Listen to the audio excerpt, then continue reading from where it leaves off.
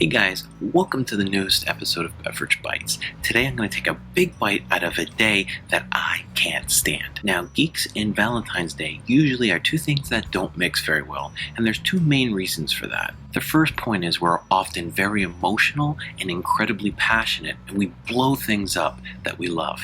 The second point is, in general, this is not a very attractive trait to suitors, and I was no exception to this rule. My love-hate relationship with VDay was very tumultuous at best, and I think the wrong message for Valentine's Day gets planted really early into children's minds when they're in primary school. Remember when you had to put those brown paper bags at the end of your desk, and then you would take all the Valentines that you brought, walk around to all the other kids in the class, put Valentines in each and every one of them, return to your own desk, and then look into your bag to see what you got? Was I the only one that was severely disappointed by this process every year? Wasn't this the very first Let's Play Who's Popular game that you guys can remember? Now, some parents, like mine, always made sure that I had a Valentine for every single kid in my class, but clearly my parents were in the minority. And this was the first time in my entire life that I realized I wasn't as popular as I thought I was. Fast forward to high school when I started dating, a pattern most foul developed. Without fail, at the end of January, beginning of February,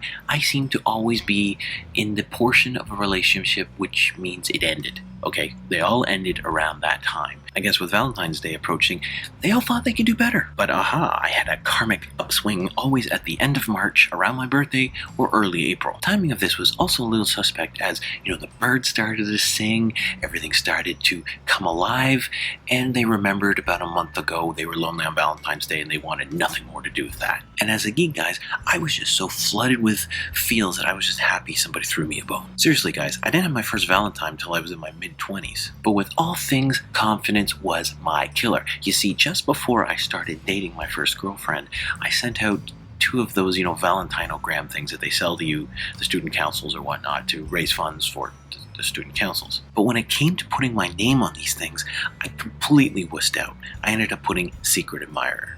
Now, I later copped to it when I started dating my first girlfriend, and she let me know how big of a mistake I would have made. I would have had my first Valentine when I was in high school. So what are my modern day feels about the most horrific of Hallmark holidays? I still hate it. Even though I've been married for 7 years, the very thought of this day makes my skin crawl. Now, thankfully, I married a very practical woman, but for the first 5 years of my relationship, I would line up on Valentine's Day with the rest of the clowns to purchase the way overpriced flowers because I thought that was the right thing to do. The reception of the flowers were always the same. She loved them, but she scolded me for spending a stupid amount of money on something that was about to die. And usually it went negative, positive, negative, so I had a negative sandwich on that. Eventually decided I was going to stop fucking with my own mind and no more flowers for Valentine's Day.